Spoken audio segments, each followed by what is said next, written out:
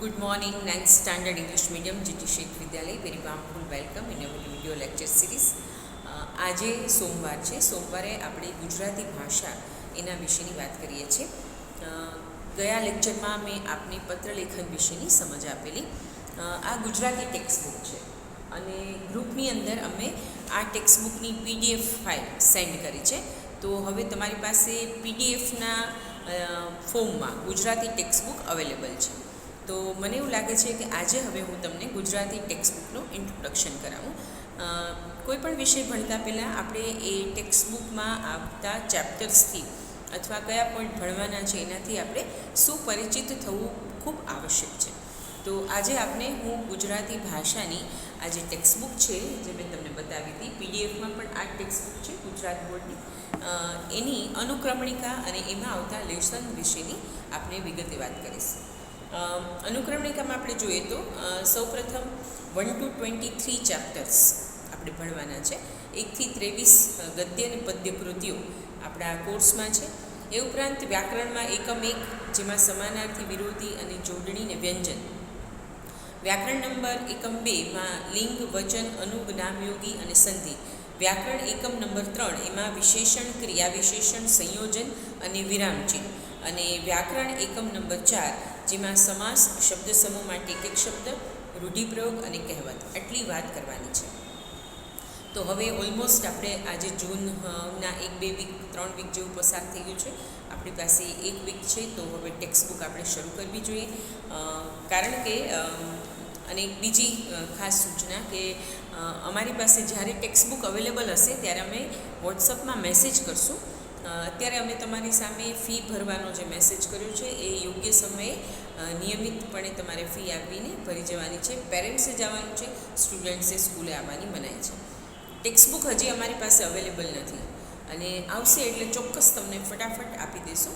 એટલે ટેક્સ્ટબુક માટે થોડી રાહ જોવી પડશે, પણ એ દરમિયાન આપણી પાસે એક વિકલ્પ છે અને વિકલ્પ એ છે કે PDFની અંદર બધી જ ટેક્સ્ટબુક 9th સ્ટાન્ડર્ડની અવેલેબલ છે. તમારી પાસે હશે, ગ્રુપમાં જ છે, ખોલીને જોઈ લેજો. તો આજે આપણે ગુજરાતી ભાષા જે દ્વિતીય ભાષા ભણીએ છીએ એના વિશેની વાત કરવાની છે. એની અનુક્રમણિકામાં પહેલું લેસન છે છપ્પા. છપ્પા એ 6 પંક્તિઓનું એક કાવ્ય છે. એ પદ્ય લેસન છે અને એને અખાએ લખ્યું છે. આપણું પહેલું જ પદ્ય છે છપ્પા. બહુ સરસ છે, સમજવા જેવું છે અને આધુનિક સમયમાં અત્યારના સમયને રિલેટેડ જ છે. પછી છે પરોપકારી મનુષ્યો. હાસ્ય નિબંધ છે, વિદ્યાબેન નીલકંઠે લખ્યો છે. તમે લોકો નિબંધથી પરિચિત છો પણ નિબંધના અલગ અલગ સ્વરૂપથી પરિચિત નથી. તો આ હાસ્ય નિબંધ છે, પરોપકારી મનુષ્યો. બહુ સરસ વાત છે. લેખિકાને આંજણી થઈ છે. આંજણી એટલે આંખમાં એક જગ્યાએ થતી નાનકડી ફોડલી, એને આંજણી કહેવામાં આવે છે. અને એને મટાડવા માટે કેવા કેવા ઉપાયો બધા લોકો સૂચવે છે. પરોપકારી મનુષ્યો કેવી કેવી સલાહો આપે છે એની વાત છે. ત્રીજું છે જ્યાં જ્યાં વસે એક ગુજરાતી. આ એક ઉર્મી ગીત છે અને ખબરદાર નામના કવિએ લખ્યું છે. ગુજરાતની પ્રજાનો જોમ અને જુસ્સો, ગુજરાતની પ્રજાની વિશેષતા અને ગુજરાતી તરીકે આપણામાં કેવા કેવા સદ્ગુણો છે એની વાત અહીંયા ખબરદારે કરી છે. ચોથું લેસન છે સિંહનું મૃત્યુ. ધ્રુવ ભટ્ટની એક નવલકથા છે, એનો આ એક અંશ છે. એટલે આનો પ્રકાર છે નવલકથા ખંડ અથવા નવલકથા અંશ. સિંહનું મૃત્યુ. ગીર, જૂનાગઢ આપ સૌ જાણતા જ હશો, એકવાર તો ગયા જ હશો. ગુજરાતી લોકો માટે જૂનાગઢ કે ગીર એ કાંઈ સાવ નવી વાત નથી. આપણે તો બહુ જ ફેમિલિયર છીએ વિસ્તારથી. તો ગીરના એક ગામમાં સિંહનું મૃત્યુ થાય છે અકસ્માતે, અને પછી ત્યાંના લોકોની કેવી સંવેદના છે એ વાત ધ્રુવ ભટ્ટ નામના લેખકે પોતાની નવલકથાની અંદર અકુપાર નામની નવલકથામાં લખ્યું છે અને એનો એક નાનકડો અંશ આપણે અહીંયા ભણવાનો છે. પછી પાંચમું ફરી એક પદ્ય લેસન છે, તું તારા દિલનો દીવો થાને. એક ઉર્મી કાવ્ય છે, પ્રાર્થના કાવ્ય પણ કહી શકાય, ઉર્મી કાવ્ય પણ કહી શકાય. અને ભોગીલાલ ગાંધીની આ રચના છે, મારી ખૂબ પ્રિય રચના છે, મને ખૂબ ગમે છે. તું તારા દિલનો દીવો થાને. હું તમને ભણાવીશ ત્યારે ગાયને સંભળાવીશ. આપણે ત્યાં જ્યારે એસેમ્બલી થાય, પ્રાર્થના થાય ત્યારે ઘણી વખત હું આ રચના વિદ્યાર્થીઓ સમક્ષ પ્રસ્તુત કરું છું. મને ખૂબ જ ગમે છે. મારી પ્રિય રચનાઓમાંની એક છે તું તારા દિલનો દીવો થા. પછી છે લેસન નંબર 6, ભાષા જાય તો સંસ્કૃતિ જાય. એક નિબંધ છે. આ હાસ્ય નિબંધ નથી, લલિત નિબંધ નથી, પણ એક સામાન્ય નોર્મલ નિબંધ છે. ભાષા જાય તો સંસ્કૃતિ જાય. લખ્યું છે ફાધર વાલેસે. હમણાં જ ફાધર વાલેસનું અવસાન થયું. એમણે સવાઈ ગુજરાતીનું બિરુદ મેળવ્યું છે. કાકા સાહેબ કાલેલકર પણ એક એવા લેખક છે જે મહારાષ્ટ્રનું હોવા છતાં એમણે ગુજરાતીમાં ખૂબ સાહિત્ય આપ્યું છે. અને ફાધર વાલેસ એ સેન્ટ ઝેવિયર્સ કોલેજ અમદાવાદમાં મેથ્સના પ્રોફેસર હતા અને એ ગુજરાતી ભાષા સાહિત્ય એમાં એમને ઘણું બધું યોગદાન આપ્યું છે. એટલે ફાધર વાલેસ આપણા માટે પોતિકા લેખક હોય એવું લાગે. પછી વ્યાકરણ જ્યારે આપણે એની ચર્ચા કરીશું ત્યારે ભણશું. લેસન નંબર 7 નવસર્જનની વાટે એક સુંદર ગીત છે જે બાલમુકુંદ દવે લખ્યું છે. જીવનની રૂટીન ઘટમાળમાંથી કશુંક નવું કરવાની વાત અહીંયા છે. પછી છે આભાર, એક સોનેટ છે. સોનેટ એ કાવ્યનો એક અલગ પ્રકાર છે. જ્યારે હું તમને ભણાવીશ ત્યારે ચોક્કસ એના વિશે વિગતે વાત કરશું. અને ઉષ્ણસ એ કવિનું નામ છે, એમણે આ લખ્યું છે આભાર. પછી છે પારખું. તમારી સામે જ્યારે ટેક્સ્ટબુક બનતી હોય ને ત્યારે વિદ્યાર્થીઓ સામે સાહિત્યના નવા નવા સ્વરૂપો કઈ રીતે મૂકવા એ પસંદગી સમિતિનો ક્રાઇટેરિયા હોય. તો એક હાસ્ય નિબંધ પણ છે પારખું, અને જયંતી દલાલે લખ્યું છે. જયંતી દલાલ એ ગુજરાતી સાહિત્યના ખૂબ પ્રતિષ્ઠિત એકાંકીકાર, નાટ્યકાર છે અને એમની રચના ખૂબ સુંદર છે. તમે જ્યારે પારખું, આપણે જો સમય મળે ને ઈશ્વરની કૃપાથી બધું સારું થઈ જાય ને તમે શાળાએ આવવા માંડો ને તો પારખું કાવ્યનું નાટ્યમંચન પણ આપણે વર્ગખંડમાં કરશું. ખૂબ સરસ આ સાહિત્ય પ્રકાર છે એકાંકી. એટલે એક જ દ્રશ્યમાં આખું નાટક પૂરું થઈ જાય અને એકાંકી કહેવાય. નાટ્યના ઘણા બધા પ્રકારો હોય છે. લેસન નંબર 10 છે એ લોકો. એક કાવ્ય છે પ્રિયકાંત મણિયારનું. ખૂબ કટાક્ષપૂર્ણ કાવ્ય છે અને કવિએ જે તે સમયે લખ્યું છે પણ સાંપ્રત એટલે કે અત્યારના વર્તમાન યુગને એકદમ બંધ બેસતું કાવ્ય છે એ લોકો. અને પછી લેસન નંબર 11 વારસાગત. એક નાનકડી કથા છે એટલે એનું નામ છે લઘુકથા અને દુર્ગેશ ઓઝાએ લખી છે. ખૂબ સરસ લઘુકથા છે. અત્યારે એટલે ડિટેલમાં નથી કહેતી કે જ્યારે આપણે એ ભણશું ને ત્યારે આપણને વધારે એનું રહસ્ય જાણવા મળશે. સરસ લઘુકથા છે. લઘુકથા સાહિત્યનો એક વિશિષ્ટ પ્રકાર છે. ટૂંકી વાર્તા અને નવલકથાની વચ્ચે એક આ નાનું સ્વરૂપ છે લઘુકથા. પછી વ્યાકરણ એકમ 2 છે, એની પણ આપણે વિગતે ચર્ચા કરશું અને ભણશું. લેસન નંબર 12 તો જાણો. એ ઉર્મી ગીત છે, સુરેશ દલાલે લખ્યું છે. સુરેશ દલાલ ગુજરાતી સાહિત્યના પ્રતિષ્ઠિત કવિ છે અને બહુ જ સરસ એમણે કૃષ્ણની ગોપીના ભાવ દર્શનવાળું આ કાવ્ય લખ્યું છે તો જાણો. ચેપ્ટર 13 ઘડવૈયા.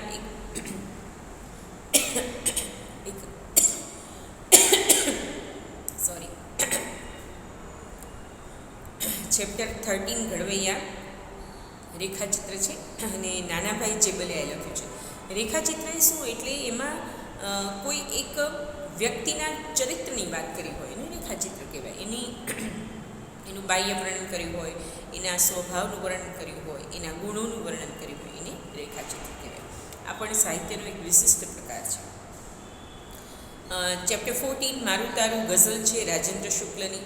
બહુ સરસ ગુજરાતી સાહિત્યના મૂર્ધન્ય કવિ અને ગઝલકાર રાજેન્દ્ર શુક્લ અને એમની ગઝલ મારું તારું.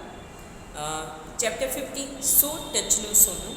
એક ટૂંકી વાર્તા છે, અનુવાદિત વાર્તા છે અને સુધા મૂર્તિ. તમે કદાચ ગઈ સિઝનમાં કોણ બનેગા કરોડપતિ જોયું હોય તેમાં સુધા મૂર્તિ ગેસ્ટ તરીકે આવેલા. અત્યારે ઇન્ફોસિસ, આપણી જે બેંગલુરુમાં આપણી જે સોફ્ટવેરની કંપની છે ભારતની ઇન્ફોસિસ, એના જે ફાઉન્ડર છે નારાયણ મૂર્તિ, એમના પત્ની છે સુધા મૂર્તિ, પોતે પણ સોફ્ટવેર એન્જિનિયર છે અને બહુ સારી NGO ચલાવે છે, પોતાનું ટ્રસ્ટ ચલાવે છે. દક્ષિણ ભારતના ગામોમાં ખૂબ સારા સેવા કાર્યો કરે છે અને ભારતનું ગૌરવ છે સુધા મૂર્તિ. એના વિશેની એક નાનકડી વાર્તા 100 ટચનું સોનું. ત્યારબાદ આવે છે લેસન નંબર 15 ગોકુળમાં આવો તો. એ પણ એક ઉર્મી ગીત છે અને માધવ રામાનું જે લખ્યું છે, કવિનું નામ જ માધવ છે અને કૃષ્ણ વિશે લખે છે. ગોકુળમાં આવો તો શ્યામ. ખૂબ સુંદર ઉર્મી ગીત છે. ઉર્મી ગીત એટલે શું? લિરિક્સ ભાવ સંબંધી જ્યારે કોઈ ગીતની રચના થાય ને, ઉર્મી ગીત. ઉર્મી એટલે આનંદ આવે, એક પ્રકારનું લાગણી, એક પ્રકારનો ભાવ, એક પ્રકારની સંવેદના, એ પ્રકારનું ગીત એટલે ઉર્મી ગીત.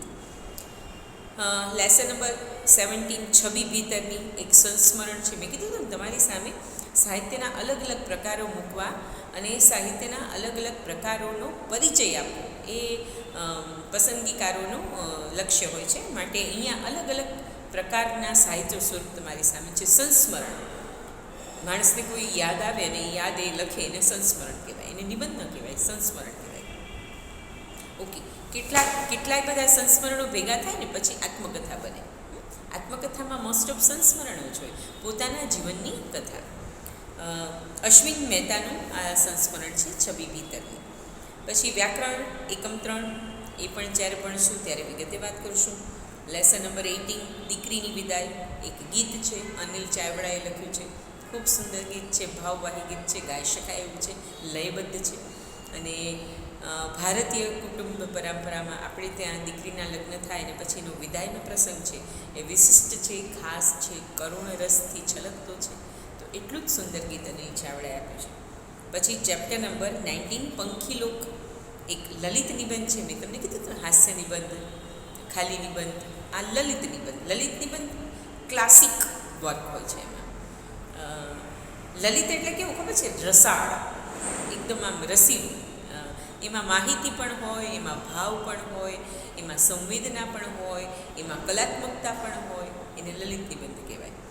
અને મણિલાલ પટેલે એ લખ્યું છે. મણિલાલ પટેલ પણ ગુજરાતી સાહિત્યના ખૂબ પ્રતિષ્ઠિત લેખક અને વિવેચક છે, એમણે આ લખ્યું છે.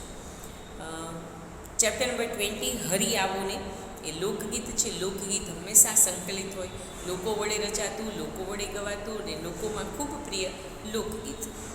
હરી આવોને ખૂબ સુંદર રચના. આપણે ભણશું ત્યારે એને ગાશું અને વિગતે વાત કરશું.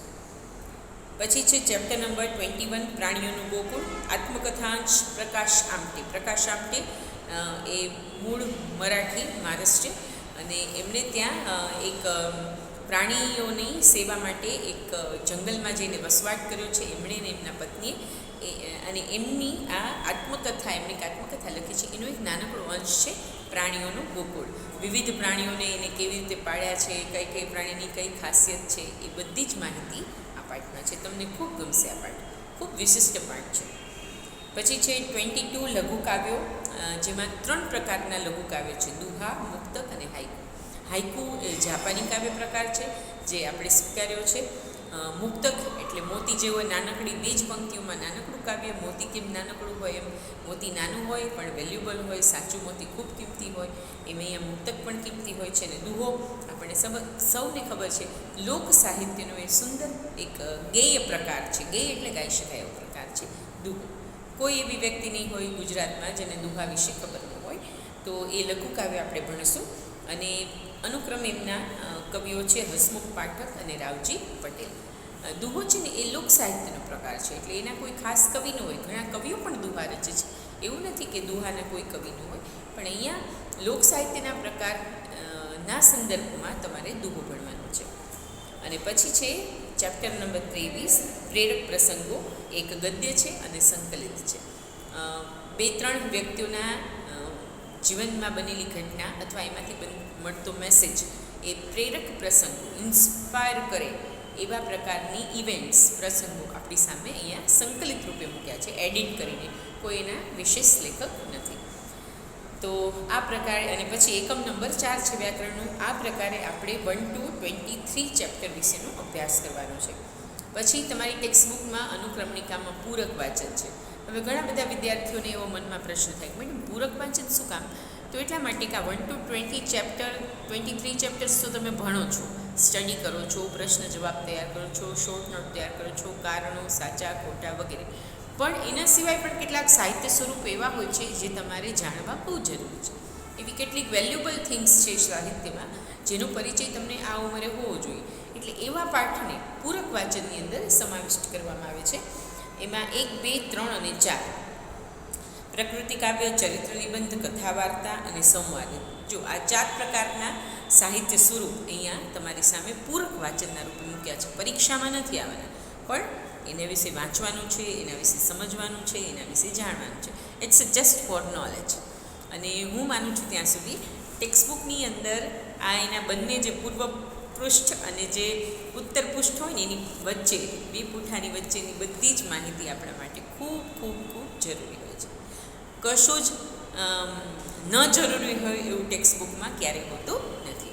એટલે આખી ટેક્સ્ટ બુક આપણે બહુ સન્માનપૂર્વક ભણવી જોઈએ, એના વિશેની વિગતે વાત સમજવી જોઈએ. આજે મેં તમને અનુક્રમણિકા વિશેની વાત કરી. આવતીકાલથી હવે તમે એક કામ કરજો, આજનું તમારું હોમવર્ક છે, તમારી પાસે જે પીડીએફ છે ને એ પીડીએફ જોઈ અને એ પહેલો પાઠ તમારે બધાએ વાંચી લેવાનો છે.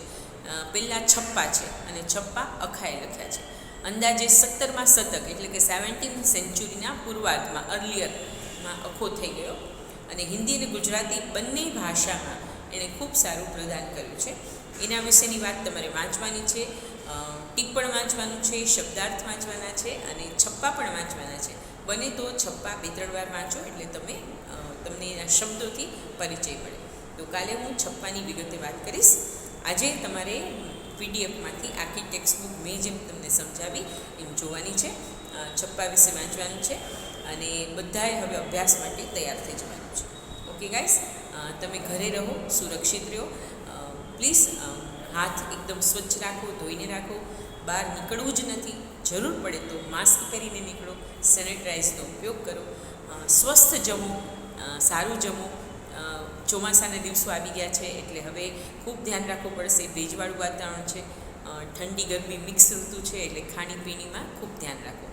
ઠંડા પદાર્થો હવે નહીં ખાવાના, કારણ કે હવે થોડું વાતાવરણમાં ઠંડક પણ છે. સવાર સાંજ 2 ઋતુ આપણે અનુભવી છીએ, બપોરે ખૂબ ઉકળાટ અને ગરમી, સવાર સાંજ ઠંડક. તો જ્યારે આવી ઋતુ હોય ને ત્યારે શરીરનું ધ્યાન રાખવું જોઈએ. હવે તમે મોટા થઈ ગયા છો, તમારું ધ્યાન રાખો, તમારા મમ્મી પપ્પાનું ધ્યાન રાખો, એમને ઉપયોગી થાવ અને ઘરમાં રહે શાંતિથી પોતાનો અભ્યાસ કરો.